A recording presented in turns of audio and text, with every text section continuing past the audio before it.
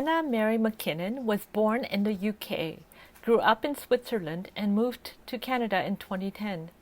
After a successful career in recruitment, she quit the corporate world in favor of writing. Her first novel was a romantic comedy, Time After Time, after which Hannah switched to the darker side of suspense with The Neighbours, Her Secret Son, and Sister Dear. She lives in Oakville, Ontario with her husband and 3 sons and is delighted by her 20-second commute. Hannah, thanks so much for joining us. I mean, this is really exciting. And My pleasure. Thank you. On the Authors Book Club YouTube channel, we're so happy to have you. And to start things off, your book, Sister Dear, has recently come out and it's doing great and it sounds awesome. So why don't you just set up Sister Dear for us? Okay. Pleasure. So Sister Dear is a psychological suspense.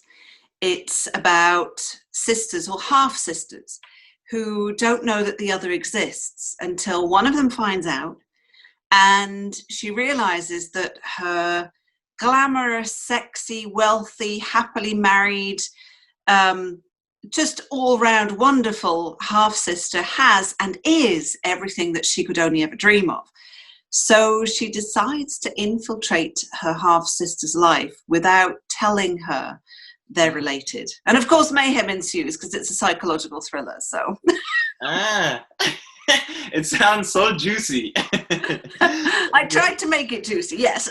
Yeah, it really sounds so much fun. So one thing that I'm particularly very interested in is I love learning where like storytellers, the ideas come from, where there's novelists, writers, filmmakers, theater, whatever.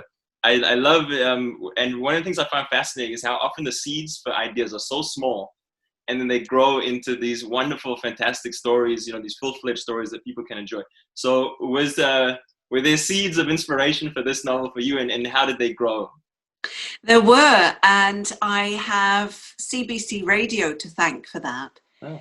So I was driving one of my kids somewhere, and there was a news report on the radio that I was listening to, and it was just this little segment about a woman who'd found a wedding ring at a playground, and she was trying to find the owner through social media. And I thought, oh, that's really nice. And then my thriller writer brain kicked in, and I thought, oh, that's really nice. But what if the ring's owner, what if she finds the ring's owner and they have a much better life than she does, and she gets jealous and she starts stalking them? Now that's not exactly the story in Sister Dear, but there is a ring and there is some stalking. so that's actually where Wow. it came from. It was just this radio segment that I heard, and that was it. I was Wow. off to the races, as they say.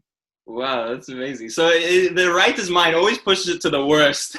It does in my case. Yeah, because I write thrillers. I mean, if I'd written a rom-com or something, it would have been would have Right. been for sure a completely different story. But I haven't written a rom-com since my first book, so Right. so that's why I went to the dark side, the thriller and suspense side. So now I have to ask this: you have a sister, right? I do. Right? Was she nervous at all reading Sister Dear? So let me read you the dedication to that I put in the book. Okay. It says, "To my sister Jolie, who always put on funny voices when reading me bedtime stories, and who, thankfully, didn't inspire this novel." So I dedicated it to my sister. So she's older, my older sister Jolie, who's lovely. And she read it actually just last week. I think she said, or this week, she said, "Oh, I finished your book," and she really enjoyed it. But there's nothing. She didn't inspire the book. The Right. relationship I had with my mum did not, or my dad did not inspire the book. It is all fiction. Right. I often feel that when people write something bad, it's probably so the opposite. Yeah, and I their think, real life. this is my 4th book now, and I just finished my 5th. And I think that the more I write, the less I take from my life. And I think there's a couple of reasons why. One, my life just isn't that interesting. Right. First of all, I don't have all this crazy stuff happening. And second, I think that as a writer, I've become more and more comfortable in making stuff up and leaning less on stuff that I've experienced. And even so, I mean, in my book last year, Her Secret Son, there have always been little snippets, but little small things. I don't know, like a pair of Superman pajamas that my husband has, or mud runs that I like to do, those kinds of things. But there's less and less even of that. But I've never taken something that happened to me and written about it. That's not my job, is to make stuff up. So that's what I take seriously. That's very interesting. That actually leads into my next question, which is, apart from what you just described, how as you said, it's your fourth and you've written your fifth, which will next year, right, is coming out. That's right. How has it been different, Sister Dear, whether it's writing or promotions or any aspect of it? I mean, you already discussed it a bit, but maybe other aspects to the previous, or how has it been the same? Well, with Sister Dear, the pandemic hit before its release. So Sister Dear released on May 26th. And in the run up to that, I could already see that all of my events were going to be cancelled. So in-person launch, library events, and all these things. And so already in March, I flipped things online very, very quickly. So interestingly, the launch, now it could be because it's my fourth novel and I have a wider readership, or it could have been because of the pandemic, but probably a combination of the two. This launch for Sister Dear was actually the busiest launch I'd ever had. Because everything was online and because everything was moving online, other people were moving everything online. There were weeks where I had, 5, 6, 7, 8 online events in a week, which was brilliant. It was fantastic. Right. I love it. I love the online stuff. I never have to worry about the outfit I'm wearing, because you can only... I never have to ask, does my bum look big in this? It's always fine. So I love the online stuff, and the reach with that too. Something that we realized is that people with mobility issues, forget the geographical location, that's one thing, obviously, but even people who live locally who would like to attend an in-person event, but who have mobility issues can't make it. And so online is just great. So I really hope the online stuff doesn't go away. I hope that once we get back to normal, whatever that will look like, or when that might be, that the combination of online and in person will still remain, because I think it's just been lovely. It's been great. I think my feeling is that it probably will. I think so too. But that's funny, because I find the online so difficult. And I said to you earlier, I'm very impressed by your online work, and I'm trying to, keep improving in that so way. Why do you just like it? What is it about it that you... I just think maybe I don't have that much experience on it. I didn't really use social media before my book, before the lead up to my book coming out, which is just a year ago. So, but I actually met my girlfriend because I wanted to argue a parking ticket, which I had paid for correctly. And I don't know, I always find it difficult doing stuff online. Everyone else would have just argued it online, and I ended up going to the North York Civic Center. Oh. I just happened to meet her in the cafeteria there. But in person for stuff like that is probably better. Yeah, right. But so the pandemic obviously has had a huge influence on the promotions. Has it affected? So as you said, you just finished writing your fifth, and you also got a novel lined up for 2021 as well, right? I believe. 21 and 22, yes, that's right. Oh, sorry, yeah. Right, 22 as well, yes. And we're in 20, right? Yes, and, still. Yes, has it affected your writing at all? Has you find it's affected your creativity at all? Things like that? The pandemic? It did at the beginning. Honestly, when around about early March, when we were seeing what was happening in Italy and the rest of Europe, I have family in Switzerland, that really freaked me out. And I found myself online all the time, checking the news, looking at the numbers. And this was when there were about 150,000 cases, and we're at what, 21 million now? So looking back, that seems a little bit ludicrous that I was panicking at that point. But I was really worried and found myself very distracted. And my husband said, stop watching the news. And my immediate reaction was, what do you mean? I can't stop watching the news. I have to know what's going on. He said, no, we can control our family unit, our bubble. That's it. So if you keep watching the news of what's going on everywhere, you're just going to freak out all the time. And he was right. So instead, I was actually online on, I think it was Messenger or something, chatting with this group chat with a few author friends. And we all had books coming out. And I said, well, we were talking about how we could promote them and how we could help one another. And I said, well, I could read the first chapter of your books, if you like, online. And I thought maybe 5 or 6, maybe a dozen people tops would agree. And within 2 days, I had over 40 authors lined up. It went completely bananas. So on a whim, I created this first chapter fun. And I started reading on March 17th, I think it was. And I read every day until May the 8th, every single day, every day. The first chapter of a different book, not mine, but other people's, just to give them content and to connect readers with these authors and to just do something, also to distract myself, quite selfishly as well, to be honest. And that first chapter fun has actually turned into, you can see there's a viewer sent me a mug and a framed picture of it behind me. And that arrived just this week, Judy Rose.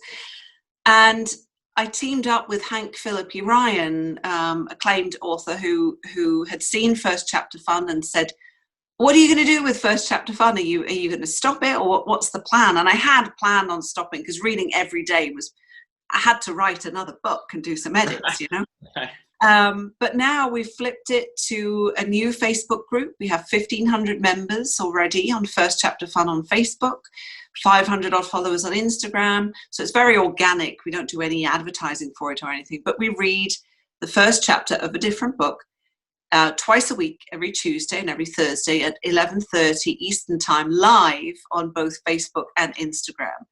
And we've got authors lined up until spring next year. Oh wow, amazing!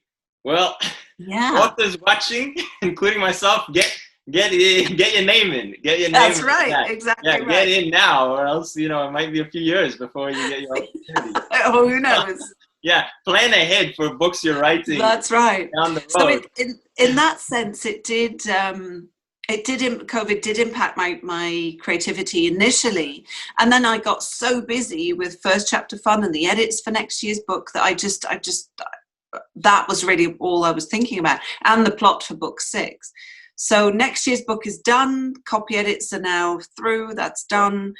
And I'm now working on the book for 2022, which sounds ridiculous, but we have to, as you know, we have to send it in about a year before publication. So I'm working on that one now. Oh, wow. Well, good luck with Thank you. that one.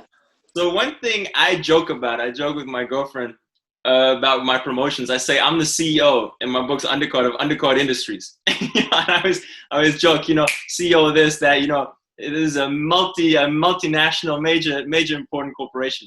But it's all a joke. But you actually were a CEO. I was of a large company, of an IT recruitment firm. That's right. So, and then you've had also extensive background in business outside of that as well. How do you think that's impacted your writing? It's helped or contributed or hasn't impacted in regards to any aspect of your writing career? Well, I think at the beginning, it had maybe a detrimental impact on my writing itself, because I took the attitude, I read, therefore I can write. And writing thousands of emails and company policies and newsletters is very different to writing a book. On the other hand, I took some classes and got input and feedback and all the rest of it to figure out the creative part. But on the business side, my business background has been extremely helpful because I understand business. I could imagine how things would apply to publishing, and how actually selling a book, it is a numbers game in the end. This is, the publishers publish books to make money. They're not a charity. They have to pay their employees. They have to make a profit. They have to keep their shareholders happy. So all of my business background in that sense has been really helpful, and all of the sales background that I have too has been really helpful in that aspect as well. And just the networking aspect, wanting to network or being able to network or having experience in networking on a business side has definitely helped me as an author in this second career, no question. Mm. See, I was a tennis coach before I became a writer, and I feel like that really did help in terms of the sales and marketing, networking, and that's why I think, as I mentioned before, you do seem so strong in this sort of, as you mentioned, the online world and everything. And my feeling is that, people with your background professionally, it is such an asset. Yeah, so definitely. I'll tell you a secret though. I did not like being online. I don't like having my picture taken particularly. I don't like, I'm always very critical of that. But doing the first chapter fun thing and being on camera for 53 days in a row, now I'm good. I'm all right with it. I still don't like it, but I actually much prefer the live stuff. Yes. Than say if I have to record a short video or something, I'll do that multiple times. But because I'm overly critical, but an online thing, a live thing, well, it's live. So if you mess something up or if you fluff something or whatever, you just move on and get on with it. So it's quite different. So I much prefer the live stuff to having to record. I don't know. I did some recordings for my UK publisher, and they were fun to do, but I did them multiple times over, just to get them really right. Whereas if it's live, you can't redo it anyway, so you just get on with it. That's fascinating. That's very interesting. It's weird. So another thing about you, Canada is a country with a lot of immigrants, right? And I'm an immigrant. You're an immigrant multiple times. Yes. So you've lived UK, Switzerland, and different parts of Canada. Do you feel this has helped your writing, influenced maybe what you wanted to write, or had any impact on your writing whatsoever?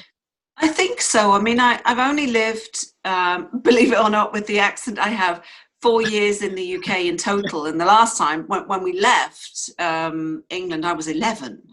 So, but I've carried the accent with me, and the sense of humour, which is very dark and dry and silly. So there are certain aspects from each country, I guess, that I've picked up. But my first books were actually set in the UK, so not Switzerland. And I don't know if I would ever set one in Switzerland. Maybe in a snowy village. Something would definitely happen in a snowy village, I'm sure. So in that sense, yes, it definitely has. Having travelled a fair amount and being exposed to different European cultures, I guess, as well. So that's all had an impact for sure. Do you find that too? Yes, I mean, I think one thing is, you're always sort of observing the new culture. That's my feeling. And even going back, when I go back to South Africa, even though you're from there, it's still different. You haven't been there in a long time. So then you're readapting, reacquainting. So I think just observing people, you've got to constantly be observing culture and society and other people and how things go and how to behave. Because, it's slightly different according to the society. And I think, those are obviously very useful skills to be a writer. So I think, and then also just giving you maybe a broader outlook and a broader, maybe not that you can't have this without it, but I think maybe encourages a bit of an empathy, having lived in different places, seen different people and in that regard. So here's just a quick fun question. Go on. And I'm guessing the answer won't be Hannibal Lecter. If you could have dinner with any fictional character ever, who would it be? Maybe Hannibal Lecter, but that would be an interesting choice. But any fictional character, gosh, there are so many. Yeah, these questions are too broad. I feel like yeah, that is. Your mind just goes blank. There's so many to choose from. I know. You know what? I'm gonna pick one of mine. I'm gonna pick Josh from Her Secret Son. Okay. Because he was a lovely, lovely, lovely character to write, and B, I just want to make sure he's okay after what I put him through. And I owe him dinner because what I put him through. That's very generous. Yeah. You're talking about that's empathy for your own characters. Yeah. Poor guy. Yeah. So you mentioned first chapter fun. What other upcoming events or plans do you want readers to know about that they should be aware of coming up in regards to your writing? Well, I've gone through a lot of events for Sister Dear because it published in May. So I do have one.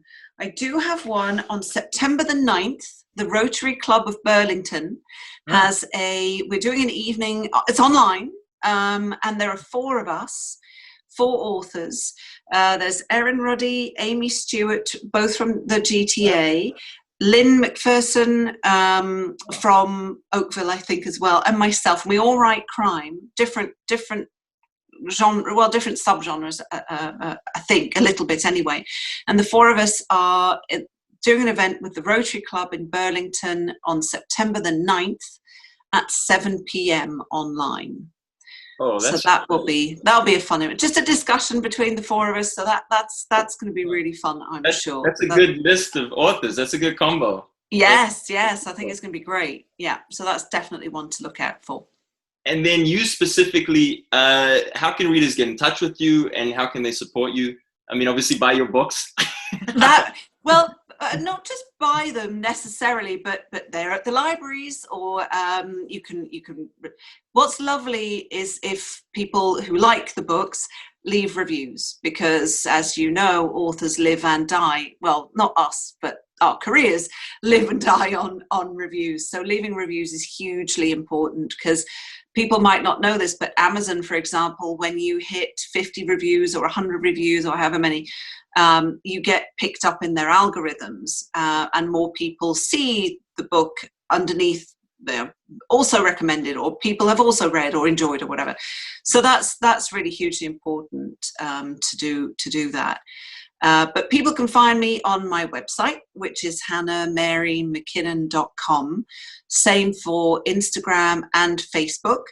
But on Twitter, it's Hannah M. McKinnon, because Hannah Mary McKinnon was too long. Oh, really?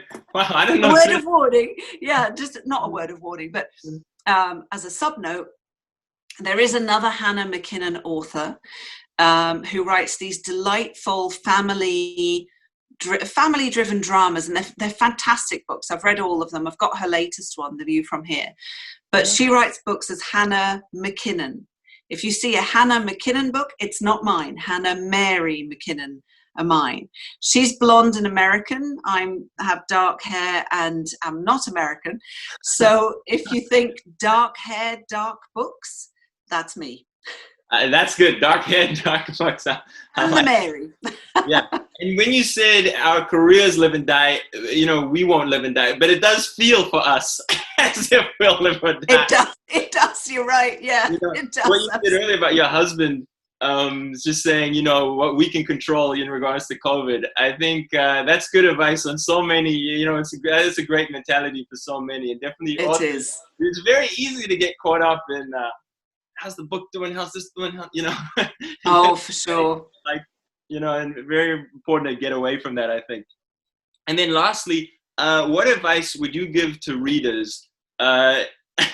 You just the great one about leaving reviews.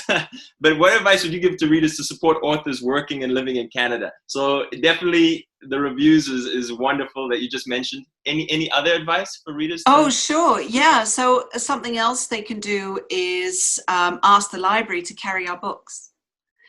That's always a good thing to do. I mean, reviews and reading them, reviewing them, recommending them, buying them. That's all. That's absolutely lovely. And then asking the library to carry the books as well. is another thing that people can do for us, which is lovely. That's great advice. And invite us to book clubs, right? Hey, yes. You know a thing or two about that. I'm glad you said that. Yeah, we should have said that. Anyway, Hannah, it's so lovely to meet you virtually, sort of in person. And we so loved having you, and we hope to speak to you again and continue to support you and see you in the future.